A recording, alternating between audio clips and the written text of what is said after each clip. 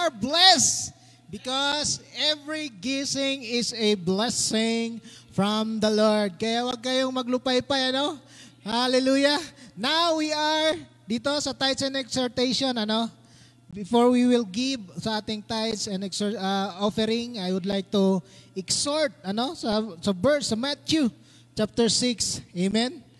Kasi I know, kailangan nating magbalik para sa Panginoon kung ano man yung binigay ng Panginoon sa bawat isa sa atin. Hallelujah.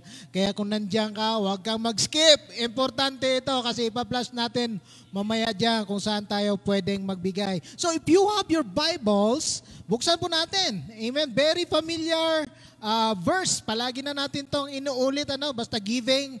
Ito palagi yung sinasabi sa Matthew chapter 6 verse 33. Alam nyo na itong verse na to. Ang sabi rito, but seek first His kingdom and His righteousness, and all these things will be given unto you. Amen? Dapat daw unahin natin ating Panginoon. Amen? Seek His righteousness, and all these things will be given unto you. Pero huwag ka namang mangarap ng mansyon.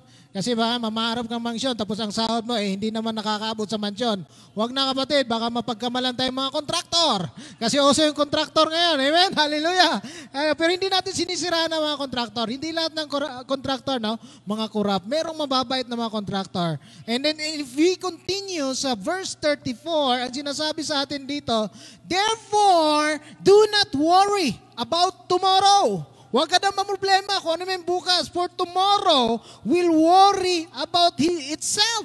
Pabayaan mo na yung bukas mamroblema sa kanyang sarili. Because, ang sabi dito sa panghuling talata, each day has enough trouble of its own. Marami ng problema sa mundo para dagdagan mo pa ang mga problema mo, kapatid. Amen? Ang sinasabi lang sa atin, seek first His kingdom. Amen? If you give, seek first His kingdom.